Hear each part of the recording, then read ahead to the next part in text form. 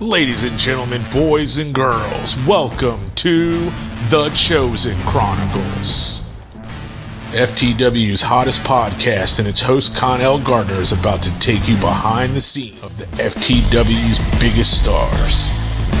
Get ready, listeners, because here he is, FTW's chosen one seed PG himself, Connell Gardner.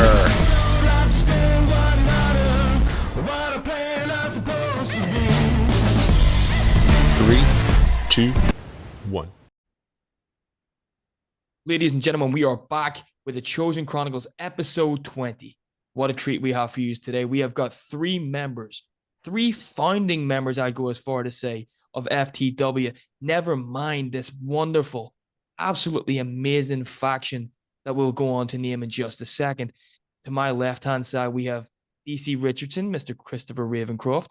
In my bottom corner, we got the Pinnacle Alan Matthews and Caleb Hampton. And we've got Dead X himself, my brother-in-arms in the Cult of X, Devon Torres. Guys, before we get started here, you are one of the most prestigious tag teams in all of FTW. Now, we know you didn't win a lot of gold as a group together, but your singles runs and everything that you've done storytelling-wise was next to none. Before we get you guys talking, let's just read out a few of your own individual accomplishments throughout. DC, you're a 2-time FTW Imperial Champion. You're a 3-time World Champ, 1-time IC Champ, 6-time Tag Team Champ. In FTW alone, you're a 2-time FSB Champ and a 1-time TEW World Champ. Devon, Jesus Christ. Boys, could you not have won less championships? Really? You're making me read out all of these? It's about to get lengthy. Jesus. No. We've got Devon. He's a current FTW World Champion. You're a current Tag Team Champion with me, my friend. You've got 1-time IC, 1-time Call Your Shot, 1-time Alliance, and a 4-time FTW World Champion overall. And last but certainly not least, the Pinnacle himself. Jesus Christ, you got a long list of longest reigns on this thing. He is the Imperial Champion. He's the 3-time IC Champ with the longest reign. He's a Spotlight Champion with the longest reign there too. He's been a Tag Champion, Alliance Champion, 2-time FTW 1 winner, and he was voted Player of the Year for 2023. Ladies and gentlemen, episode 20 of the Chosen Chronicles is none other than the members of the Den of Deceit. Guys, how are we? Yes, sir. Doing well, man. We've had you all on individually. We were talking about this before. DC, you've been on episode 4. Caleb, you were episode 1. You were the first ever. Some say the first is the best. And Devon, you were on episode 7. We've had all three of you guys on this before. DC, give us some insight into what it feels to see all 4 of us here together, and maybe give us a bit of background on how the Den started, if you can remember. I am old, so got to get the memory going. But honestly, right. All of us together. It's I don't want to say that it's really hard to imagine that we're still doing this, considering how passionate we are about it. So, honestly, just like you all heard it, the careers we've had, these are Hall of Fame careers for real. But as far as the Den starting, I believe Mr. Morningstar, he reached out to me and asked if I wanted to be a part of the Den of Deceit, which I don't think we really had a name at the time. I think we actually were piecing it together as the weeks went along. And honestly, it was history at that point. Once we started working together, it really just became a thing of its own. Well, realistically, we've been in these groups for a long time. Long time. When you look at this, when the first episode of this, I keep always making a joke with it. It was 1,098 days. So you're talking about three years. And Yeah. 3 years may not be Yeah. a lot to a lot of people, but when you're doing this constantly week in, week out for 3 years, it can take a lot out of you. And I've said this on previous ones and I've said this on future ones as well. It's this stuff's hard work. This stuff is really hard Definitely. work. Caleb, give us a bit of insight into FTW as it was when we all sort of got there and how we sort of got to know each other. Man, that's good. Man, FTW, when we first got there, well, first of all, it is definitely not, the group was not nearly as big as, the group is now. Sometimes I look at that number and I'm like, that's, that's crazy that we've had that many people pass through here. Starting out, it was very interesting, especially for me. I think that I might be the kind of the outlier here in the group in that, I hadn't done anything like FTW before I joined FTW, like in terms of never done any prediction wrestling. Okay, David, yeah, yeah, hadn't done any of that. So, the early landscape for me was very interesting, just trying to get a sense of like, what's everybody doing? What I think I should be doing? Where do I want to go with this?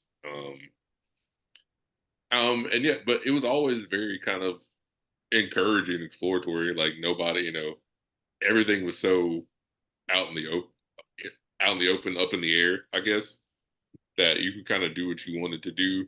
Um, the Den kind of coming up. I don't even remember if I got asked by Morningstar, or it might have even been Tyson that in the basketball. But I at think it that was time, Tyson. yeah, I really think it was Tyson in particular that asked me. And at that time, I just thought, okay, I'm still trying to figure some things out here. Doing the faction thing makes sense. Right. We kind of to see where we kind of to see where it goes because again, at the time, like I didn't know anybody in the group before I went in here, so it was you know luck. And little did I know what was going to await once I did join. It's I've always found with these groups that it's one of them ones where you're shit like, and I apologize if you guys don't like cursing. I had Brandon on not that long ago, You're and good. I kind of You're good. forgot with Brandon that he's not a fan with all that kind of stuff. But it's sort of one of these things where like you get into these groups and you're shitting yourself when you walk in and you have no idea what's gonna go on or who's gonna reach you out or anything and that kind of stuff. But me and DC were saying before, like the whole FTW locker room was that small when we all came in that you Yeah. couldn't help but know what everybody was doing. Whereas Mhm. now, nearly like I find it really tough because I've recently come back. Like you guys have probably been the stalwarts there for the last 3 years. I took maybe what about 6 months to a year out. The hardest bit for me coming back was the fact that like I've said this before, like I lost my name when I came back. I had no idea who half the people were anymore. Mhm. And stuff like that. So I was coming into like a completely new locker room compared to what we had when we Right. were there. If DC was doing something like the whole 7S storyline with Byron, then everybody in the group knew about it. Yep. If Dead X was doing something with the Pinnacle or with the Dan, then we all knew about it. If Tyson Holly Enterprises was doing something with Gigante, then we knew about that too. Whereas now I feel like there's so much different like angles where people go with it, or nobody seems to like have the little group chats that we used to have, or the video calls Right. that we used to have setting up stuff. I feel like everybody's just doing it sort of individually. Um, Mhm. DeadX, how hard has it been transitioning to from where you were at the very start of the den to the eventual fallout and where everybody is now individually? Um, I would say it wasn't really hard. I would say in terms of joining FTW, like how Caleb said, I've never done this. This is the very first promo league I've ever been a part of, and it's the only promo league I'm ever going to be a part of. That's why I take pride in the name of Mr. FTW because I'll be here forever. But the best way I can say it is like the Den of Deceit and FTW as a whole starting off here is like a good way for me and other people. I think they can agree. It's like you're developing skills. Yeah, you're developing The best way I can say is like you think of like rookie groups and like actual wrestling, like you look at something like the Shield or the Nexus, it's random guys thrown together. And then after time, what happens? They end up building this chemistry and they become legends. And that was their starting point. That was ground zero, like a nuke ground zero. And the rest of it is like the radiation. You're growing like fucking Godzilla hit with the atomic bomb. You know what I mean? You Right. go from a little Yeah, iguana to being yeah. a fucking monstrous kaiju. Um, so like in terms of our development, I think the Den of Deceit, we didn't like, I don't think we ever even won the Alliance title, and that was the whole goal to begin with. That's why we Right. started the whole competition, is because they announced, I think it was like within 3 months of FTW starting, they announced the Alliance title. And then so Yeah. from like what I remember of like me getting into the Den of Deceit is I was trying to join a faction. I was like, well, I keep losing. When I first got here, I was a jobber. I kept losing. I was doing the jobs, you know. But and so I was like, I want to join a faction and try to like I was trying to piggyback off of the alliance idea to try to get my name in there. You know what I mean? And I remember reaching out to everybody, like all the factions that were starting up at the time, and nobody wanted DTX at the time. Nobody wanted me. And then so talking to Morningstar and Tyson Holly were the two that like I think kind of first started it. And then I came in there, and then at that point, I think you can mostly credit Tyson for finding everybody else. Like Yeah. he found DC, I think then the Pinnacle, well, I think would have been number 5, Yeah. and then ended up finding Nergigante, and Yeah. then And we had Jay too. there was one more, Yeah, right? Yeah, Jeff, JF Jeff. Studio. Yeah, yeah. City. And I know And everybody's going to be listening to this. Sorry for cutting you off, mate, but I know everybody's going to be looking at this, seeing that there's only 3 of you guys on this screen. But for those who don't know, trying to schedule 7 or 8 people, including myself, together at the one time is absolutely chaotic. We already have 3 different time zones where we are. Yep. Pretty much, yeah. So we've got me, and then we've got Devon, then we've got DC. We're all, and then obviously Caleb. I think you might be on the same as DC, but I think we're all on 3 or 4 different time zones here. Then you had Dan Taylor in, who's Nergigante. Dan's on the same one as me. Then if you add Tyson in, or you add Adam in, then you've Yeah. got another Yeah, potential, another time zone, because I think he's Eastern. Yeah. So then you're throwing another but time zone in, and it's just so we tough. don't want Tyson Holly in here anyway because he is a lizard person and we don't accept lizard people in here. Well, yeah. Well, there His we It's go. confirmed. So His Wi-Fi connection is of the Yeah. lizard people. Yeah, he lives underground in some weird lizard facility where he doesn't have good Wi-Fi, and he's a certified. I found out he's a certified lizard man, and so I that's hope why he I gets don't to defend associate with himself him. one day. yeah. I He hope he gets to tries, defend but himself one he day. doesn't make a very good case for himself. No, out of character, I love Adam, but his Wi-Fi sucks. That's for anybody who doesn't understand. Please go back to about 2021 and type in contract signing into the FTW search bar, and you will find a video on. You will find a video on Zoom of me, DC, and Adam doing a contract signing. And every time Adam spoke, the whole thing shook.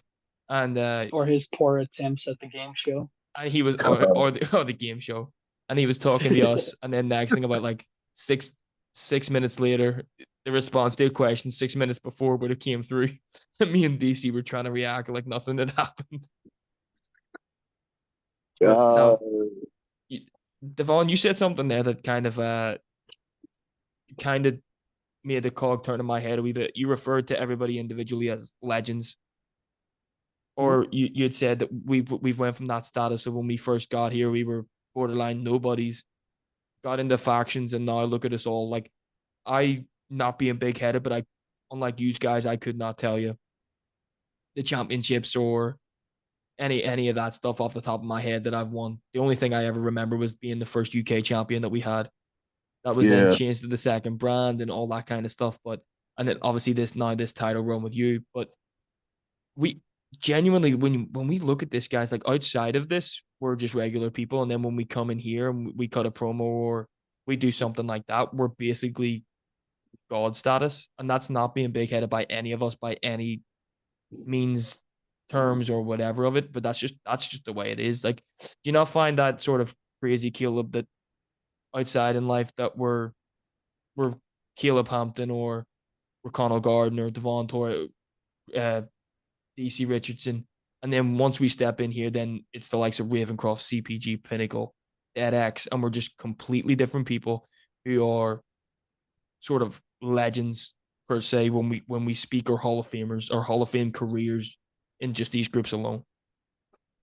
Yeah, I mean, it is kind of funny to think about that. Just, especially when you just look at how much we all like put into the game, so to speak. Yeah. Like you just think of like, if you were to string together every video promo, every written promo that like the three of us had, I mean, God.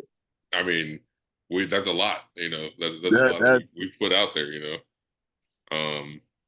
but with it, all of that is how we got here. I mean, it's part of how we got here. Mhm. I mean, like, yes, of course, we all know we got to predict, and you got to put some wins up there. You brought up some wins up there, but I would like to think that really one of the things that has kind of set the three of us apart is we did that, but we're always thinking about a story or what's happening with our character. How can we push something, a different way? Even if, and we did that whether we were winning or losing. Sometimes with a lot of us, losing was, we used losing to, lean into more character. It was inspiration. Evolution. Yeah. And that's the way that's even the way I always did it, where like we had the fact of, I don't see it as much anymore of like we cared, if that makes sense. Where like, I'm not saying people now don't, but we wore our character on our sleeve. And if the character was misperforming in predictions, or if we were misperforming when it came to promos, or everybody, we just felt that we bit down, we used every bit of inspiration we could to make sure that the next time we did something, it was meaningful and people walked away and remembered it. Or when we were walking out of a storyline, it was, shit, 6 months time, I'm gonna have people talking about that storyline. Like, come on, DC, people are still talking about that 7S storyline. Yeah, you know what I mean. And that's what, 3 years down the line. Yeah, and I mean, that's just the way we picked it up. It's one of those things that is just gonna keep, like, you leave little bits and pieces to where like you can still pick it up 6 months, a year, and it's still gonna be just as hot as it was.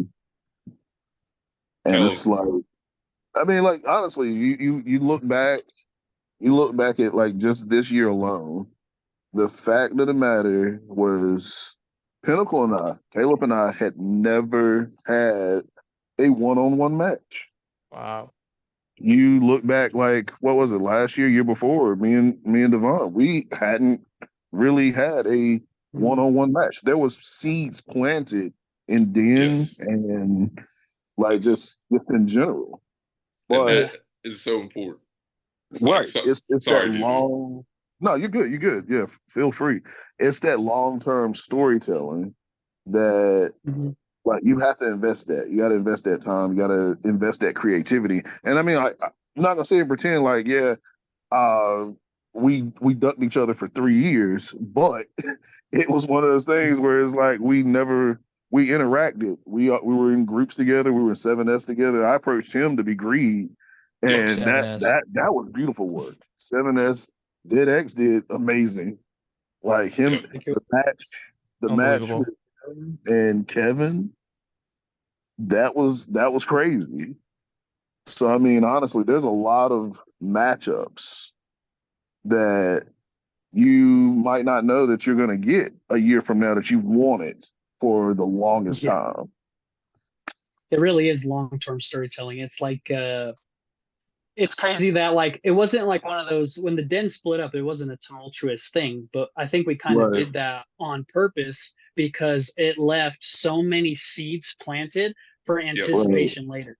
If we just split up, at least in my opinion, if we just split up and we're like, okay, me and DC are going to feud now because we broke up, I think it would have burned a lot of the chemistry right then and there and kind of And then where do you go back to that? Like you already had the hostility part of you guys breaking up, Right. and there's Right. nothing else. But along the many years, as all of us grew as individuals, we still like always interact. Like we always still had that interaction. Like if you Right. read like so many of my promos, I always had like DC kind of in there when I was tormenting him with my rich guy schemes.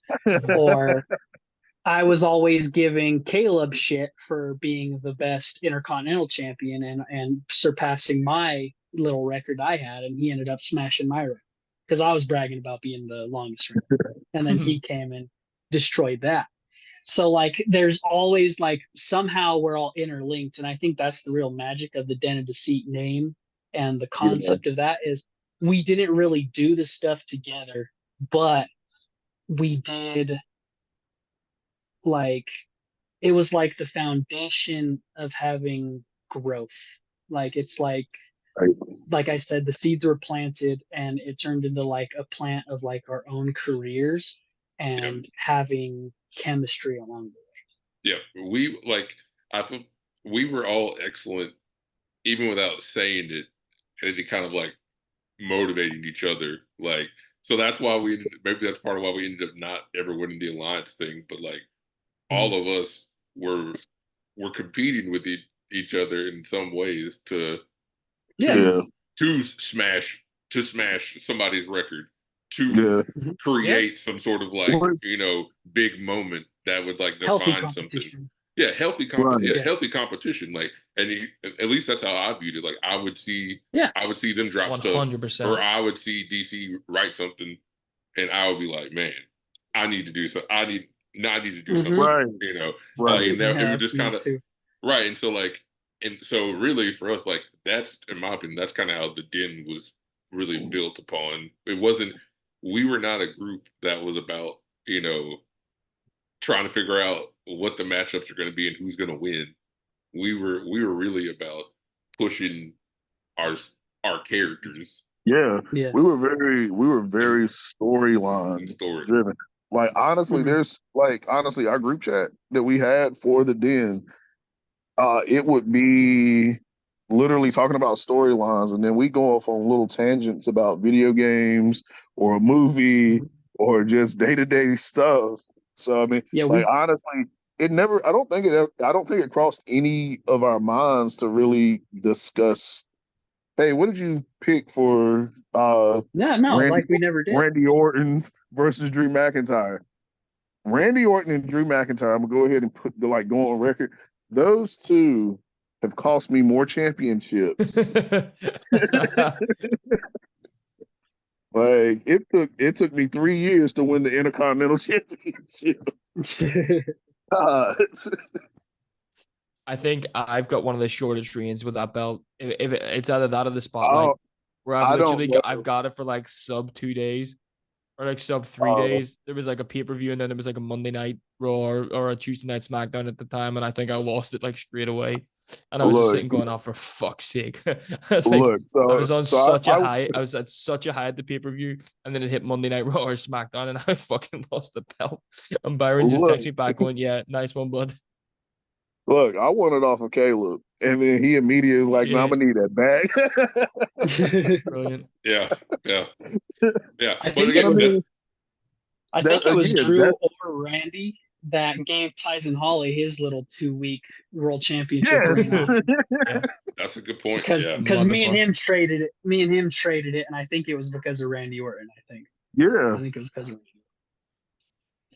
Randy. It's crazy. I'll never forget the one that's fucked me up the most was like in recent times was Logan Paul.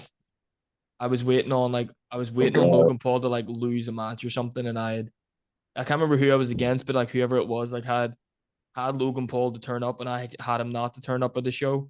It was when he first signed, and then next thing the motherfucker turned up, and I got beat by a point. I've hated him ever since, just because of the 1 point thing in a world championship match. I was fucking raging, and I'll always be angry at that prick. That'll do it. That's like the opposite of me loving Pat McAfee. Yeah. I love Pat McAfee because that one point of him beating fucking Austin Theory or whatever the fuck it was at WrestleMania the other year, that's how I beat Byron in the main event. It was because of Oh Pat McAfee. yeah. And I was like, yes, Pat, yes. Everybody remembers me freaking out in the chat. Everybody had to have been there. Yeah. I was Yeah. like, fuck yeah, Pat. Yeah, you were be- definitely in the chat. Like that's nuts. The fact that you beat Byron, never mind beating Byron because of Pat McAfee. I feel Yeah, like that's Byron's why it's more funny. pissed off that That's he got why beat it's by Pat McAfee than yeah, he it is. was Pat McAfee by like 1 point, and it was the main event world title. So it was a moment. It was a great moment. And when it comes to like I have to contribute all of my success, and that's what's so beautiful about the whole Den of Deceit thing is I wouldn't even be Dead X, and I wouldn't have had all the character growth if it wasn't for the people in the Den of Deceit I work with, because it was right, Caleb and it was Tyson and it was DC who sold the turn of Dead X, because I was DTX, Yep. and then I was losing so much that I had to do the kind of disappear, turn heel kind of thing, and they sold it better than I ever could, and that's how my legend grew, is because of these men. So that's what I mean when I talk about like the development so much, is that like it was like a great starting point for all of us to grow our characters and stuff, and kind of like how Pinnacle said, it wasn't like we were super group oriented in terms of getting gold as a group, but it seemed like internally we were all like wanting to grow as individuals, and it was like a jumping off point for all of us, while still being like how DC mentioned, fucking we also just made great friends because we ended up talking about video games and movies and all this shit, and so we all just became homies, and we fucking were all just talking about character ideas and all this stuff, and we ended up, at least for me, I can't speak for you guys, but like it built my confidence because there was these guys that were like, yo, that promo was so fucking cool, dude, or like, yo, there's this and that, and then like that's when Byron started noticing and started giving me title matches, and then I started racking up right, those wins, and that's how the Legend of Dead X blew up, and that's how I'm a 4-time current world champion. That's how I started my own faction. Is the Cult of X at the end of the day is kind of like, I don't mean to sell our own group short, CPG, but at the end of the day, we're kind of like the Diet Coke version of what the Den of Deceit is supposed to be. Is I wanted to recreate that magic again, and yeah, that's the only reason why I wanted to start my own faction off of my name, is because we all became like the Mount Rushmores of FTW, at least in my head. DC, yeah, Pinnacle, me, we're some of like the top tier. yeah, Like, and I'm at the position like with this new 52 thing going on this season, and I declared that I only wanted to defend my title against new stars because I want to try to bring that out of people that these guys right, brought out of me, That we all did together. that we brought out of each other. That first generation, we all brought out like this healthy competition and wanting everybody, oh, that was so cool. I want to up him. Like right. I want to get in there too.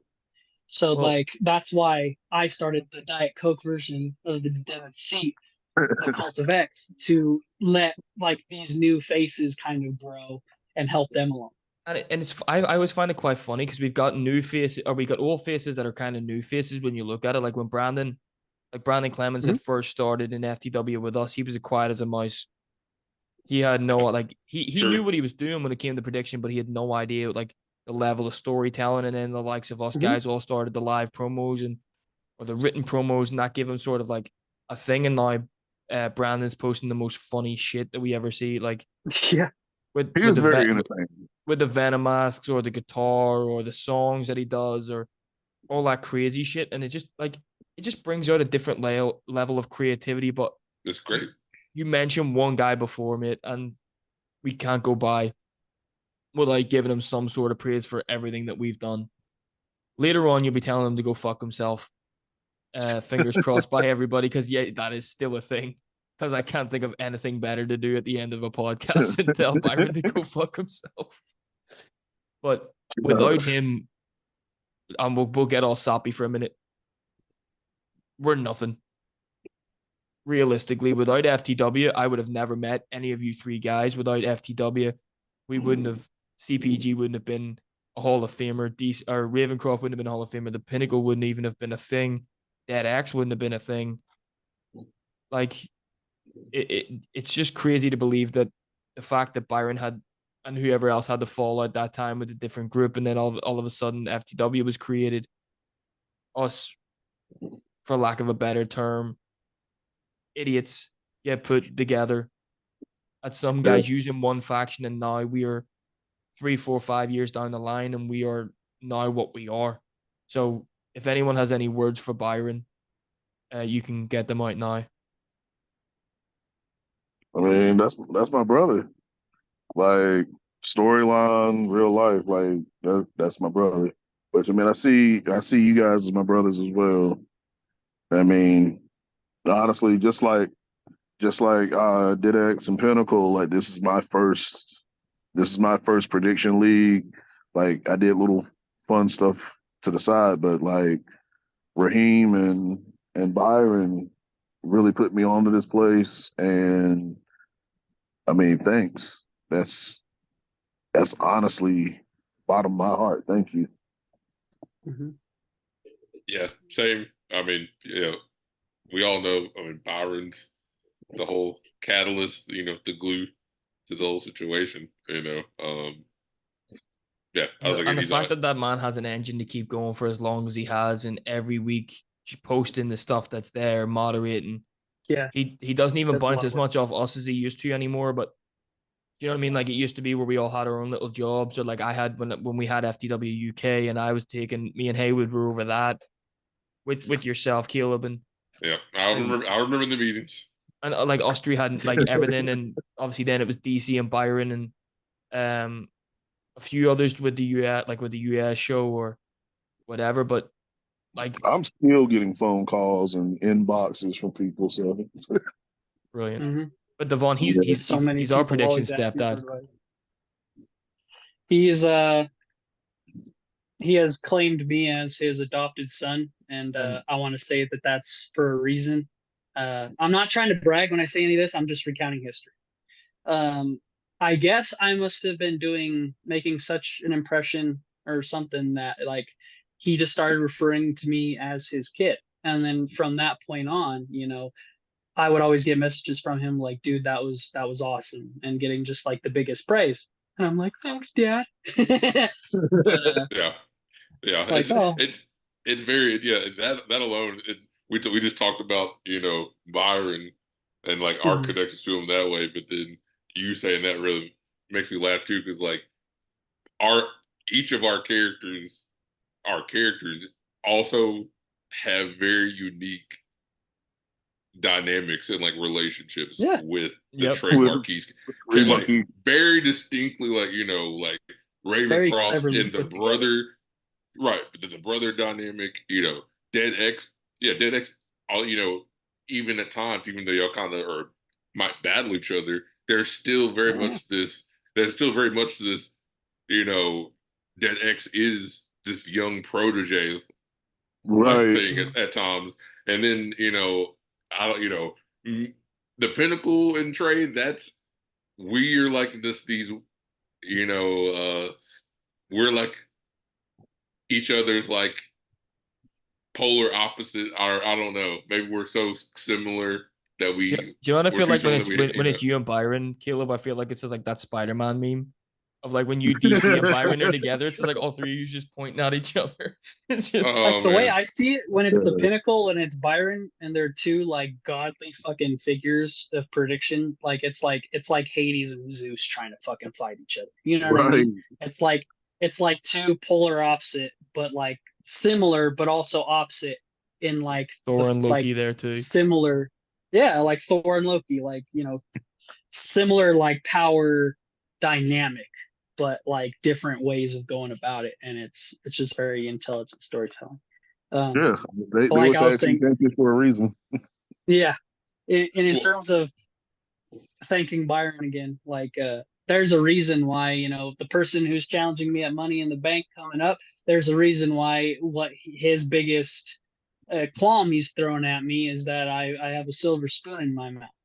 But the biggest thing is the reason why I'm Byron's kid The reason why I'm Byron's son, the reason why I'm one of Byron's favorites, the reason why I've been chosen to be one of these top names is because I put in that work. I busted my ass and I went for that shit. And so much so that Truth. if you want to call him the boss of this company, he noticed that and I became like his protege. I wouldn't be anywhere if I didn't have that opportunity, if he didn't notice that in me. Because when he noticed that in me, when I went from DTX to Dead X, and he started messaging me and he was like, "You're my fucking son." At that point, that's when like I was like stepping it up because I had more motivation and I had more, you know, opportunity and I had more like it's You had just somebody, you had easier somebody to to bounce ideas off yeah. Yeah. as well. And And I know any of us can go to him at any time, day or night, and send him, look, hey, I'm thinking about doing this. What do you think? And he will give you the most honest. It could be brutal Yep. sometimes. It can be brutal, but it's sometimes you need to hear it. And he will know, look, that's gonna be horrible. Don't be It's doing true. that because you'll make yourself look like this. You'll destroy that character. You'll destroy this all the hard Yeah. work, or you're good enough to do it. Go.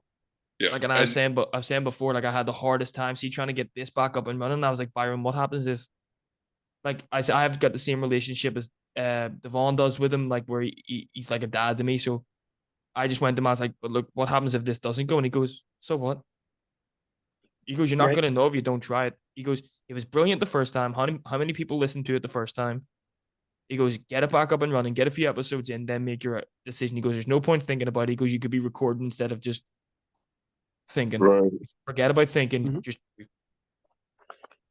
I just want to take this moment to say to the FTW folks that are listening, listen to all of what we've been saying here, because to some, I know to some of y'all would think that this is what the group of the Golden Chosen or the FTW Illuminati, Yeah, as that one right they there. say, like Yeah, the you realize FTW that Illuminati. what we've all been accused of being in this, and like here's the thing, I hope you've been listening, all of y'all have been listening.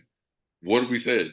Yes, of course we talked about get your wins up, get your predictions up, but the main thing, what have we talked about? Story, Yep. character development, and moments. If you do these wow. things, if you can do these things are gonna happen. Okay, like Mhm. things are gonna Absolutely. happen. Like Trust the process. and trust the process. And this is coming from people that look. We all of us have had our moments where Yeah. we Fucking had no right, we did. titles. We had no titles, and Yep. we still were like, what are we gonna do? It's not you don't look. You don't wait until you get anointed a number one contendership or you get in some sort of championship match to then all of a sudden throw. What are you going to do anyways? You know, Mhm. like I had I had a moment where I didn't know what to do. So that's what I create. That's when I had the Pinnacle create the whole saga of going back into his past Yeah. Mhm. with Master Ibanga and like that whole thing. And I ended up killing the dude of like a broken heart or whatever. But like all of that came from just simple the fact of like, okay, I still have to be thinking of what do I do, what I want to do, where I want to take this character. Mhm. 100%. Yeah, like off of what Pinnacle is saying, like I'll say personally, as a multiple time champion, as a multiple 4-time world champion, current world champion, it's, at least in my opinion, and maybe you guys can agree, I think it's like actually way easier. And in my opinion, I have the most fun, and I think I've been able to tell the best stories and promos the times that I wasn't a champion, the Yep. times when Yeah. we were in the middle of the 100%. chase. You know what I Yeah. mean? When we were in the middle of Yeah. trying to figure out what to do next and making creative stuff. Like I was nowhere near a title when me and DC were doing the promos of like this Wile E. Coyote Roadrunner bullshit of, Yeah. us tormenting each other. It was Yep. just because I didn't know what the fuck else to do. So I was like, well, let's bother DC because he's a friend, and he went along with it. Or like I wasn't a champion when I did like the whole cruise thing or the haunted house thing. It was just events I came up with to try to spark something out of people, Right. and it worked Yeah. really great. And it didn't have to be about like one thing. Caleb was saying to the FTW audience, I'll say this thing to the FTW audience to get some people some advice. Like, I think everybody falls into the trap of always like looking just to that, like they want to be like the top guy without actually like getting to that point first.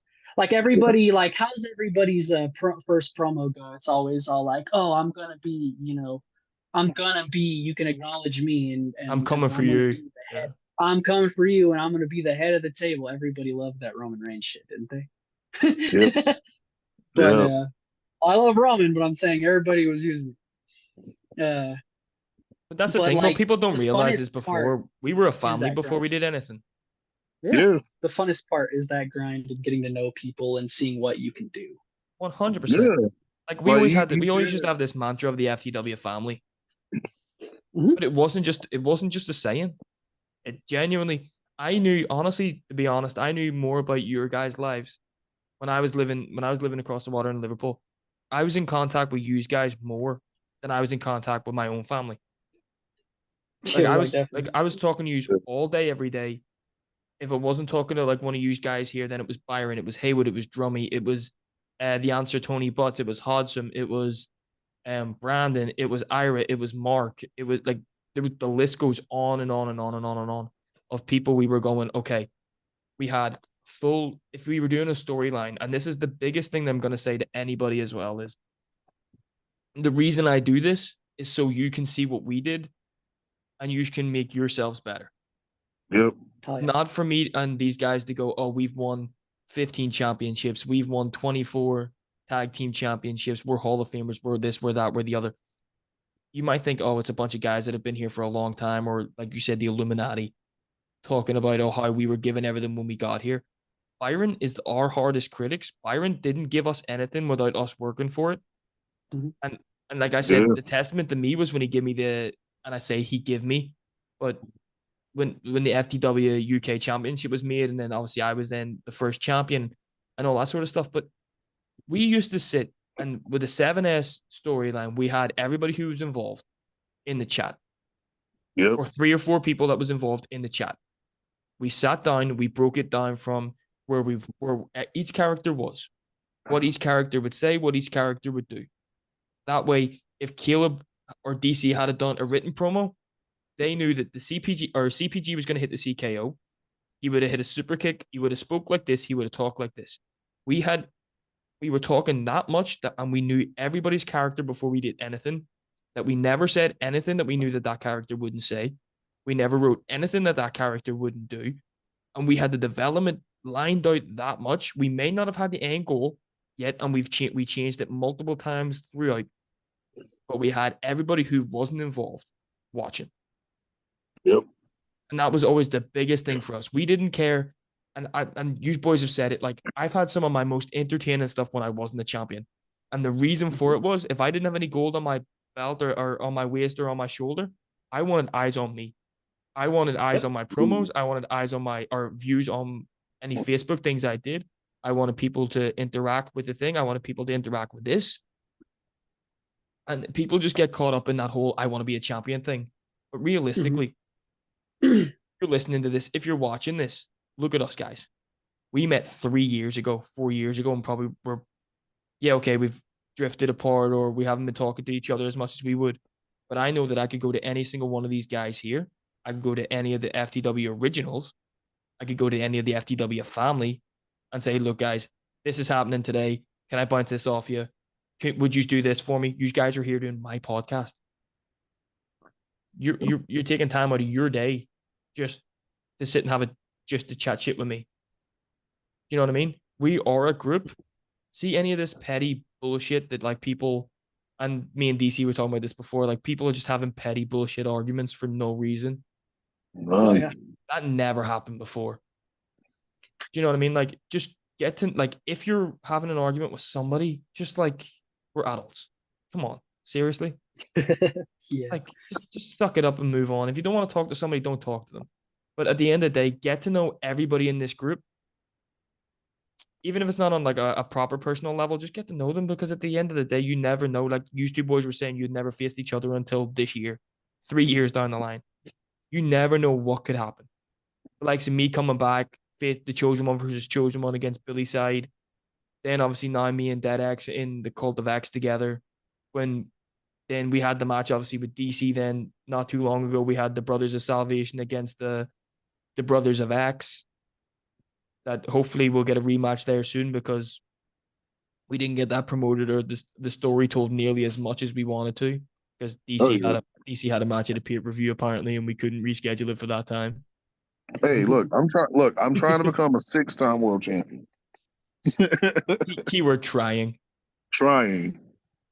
Well, I mean, my opponent for SummerSlam is in this group call. So I mean, well, like I'm sorry, mate. Like I can't be champion. Oh my god. But no, like you and I said this to DC before, guys, and I don't know how you two feel. Like it's so nice for stuff like this to happen again.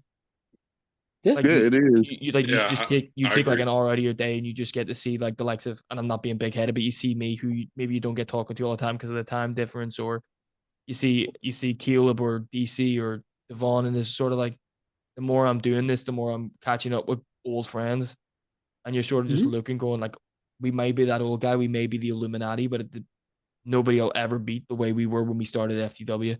Nobody will ever take FTW away from us. And nobody will ever take our career away from us and how hard we work for all this shit. Through that. Moving back with it then, just slightly. I think we should maybe we should piggyback off that and maybe make that Illuminati a real thing.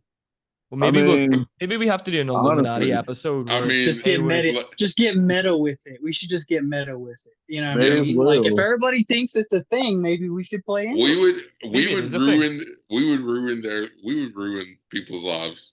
The first thing we're doing is taking the alliance titles, and nobody's ever getting them back. Never getting them back. Never getting them back. They're not. But who says it's not a thing?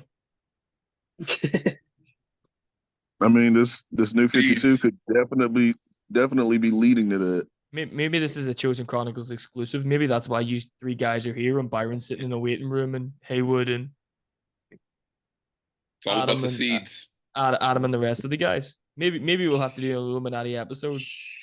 Or it's just all the too much. All the You're telling them too much.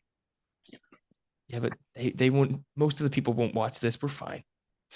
They're gonna hear about it. It's gonna be the three people in here, potentially Haywood, Byron, and FTW's newest signing, which is gonna be very fucking interesting because this signing, boys, continues. Is everything that we ever wanted, like everything that we were when we came here. He's got the determination. He's got the build. He wants to tell stories. He wants to be known. He wants to do the video promos. He's brought up the production value. He's gonna bring it next level, boys. So I think we're gonna have to. That actually mentioned about before, only giving title shots to new guys. Maybe this new guy's gonna be first in line, and he's one hell of a talent. We're gonna have to. We're gonna have to watch. I'm excited to see that. But before we finish I've never been the type to hold anybody down. So yeah.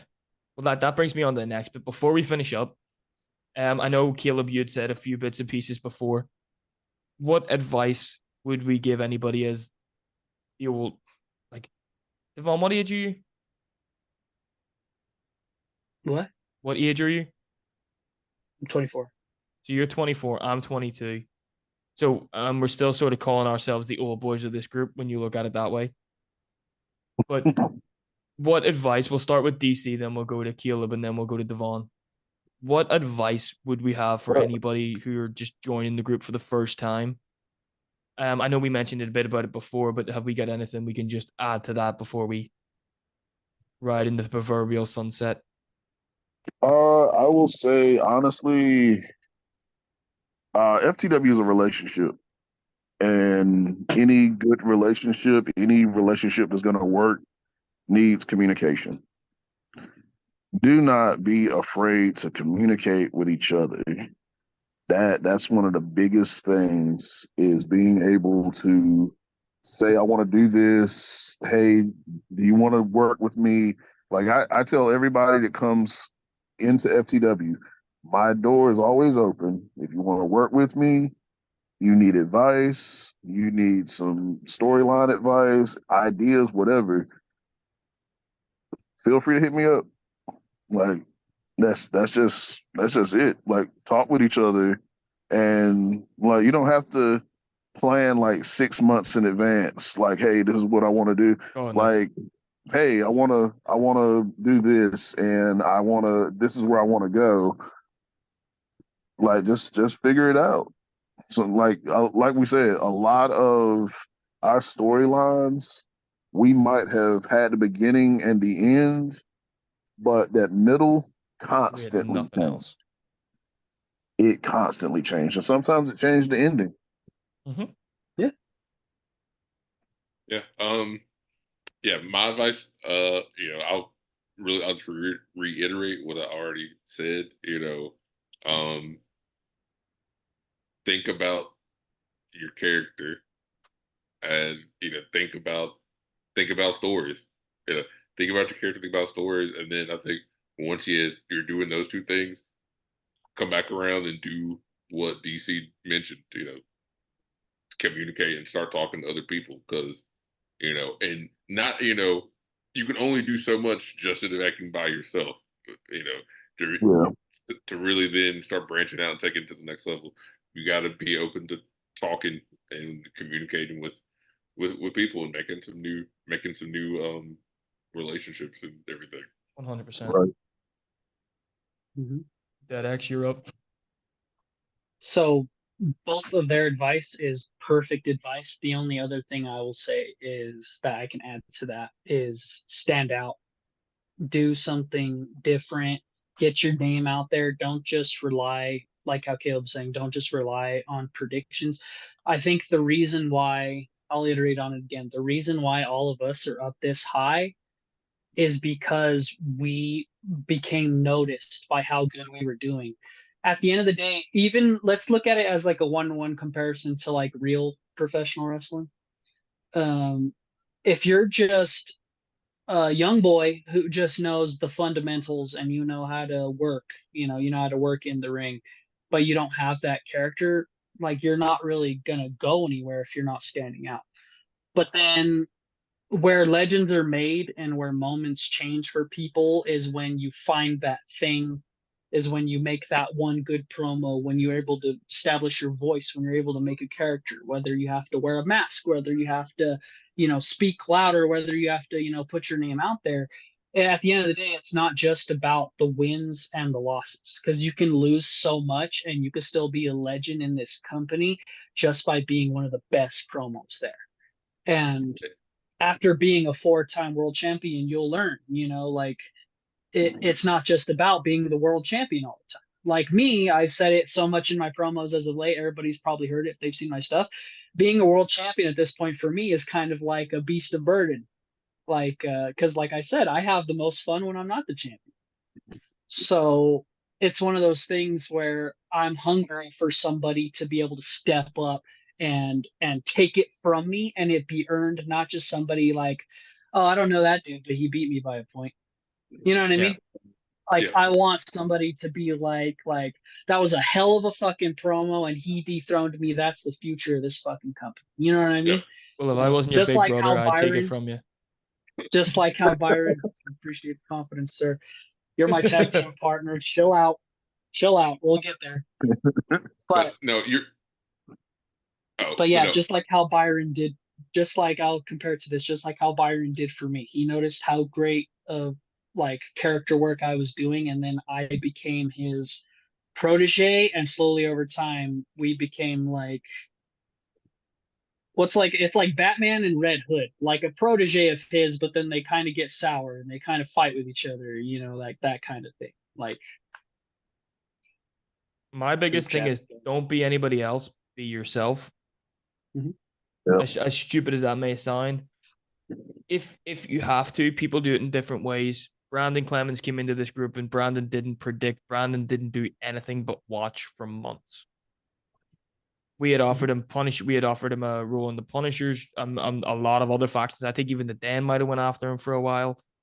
A lot of other factions had asked him to join. He sat back, he watched because he didn't have it right. He didn't have it ready yet. And the minute he had it ready, he exploded better than any of us.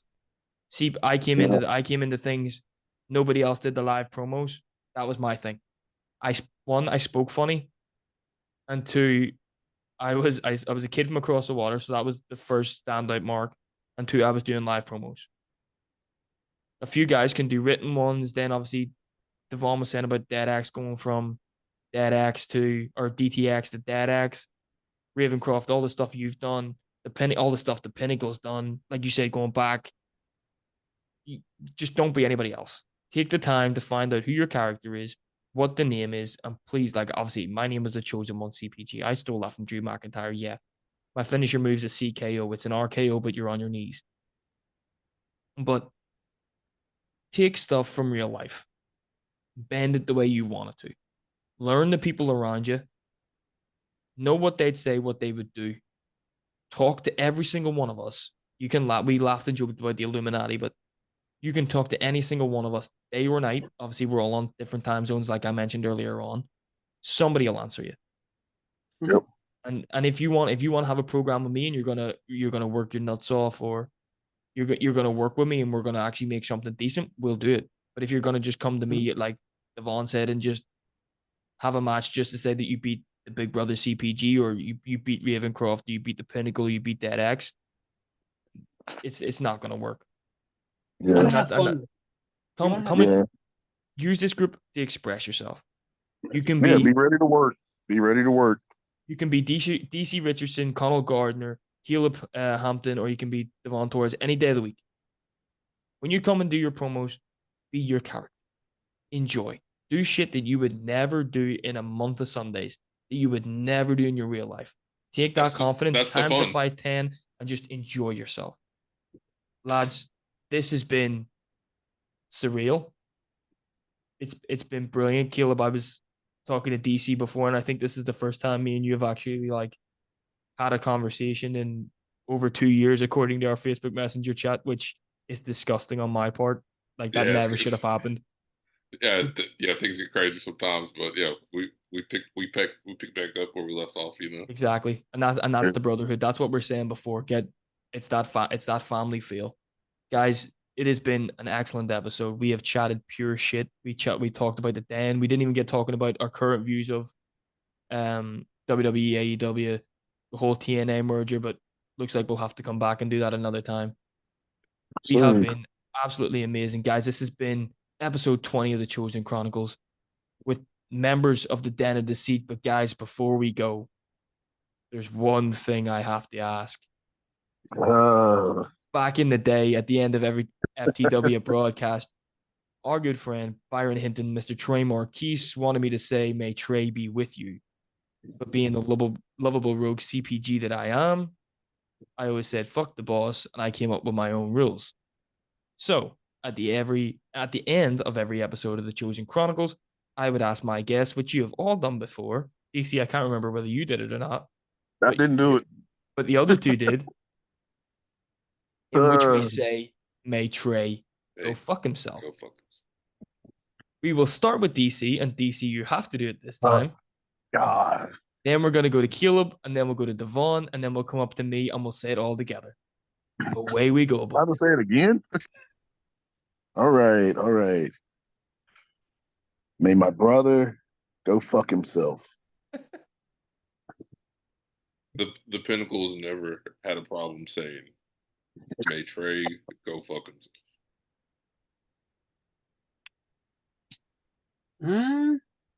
You know, me and him, we've been up and down quite a few times.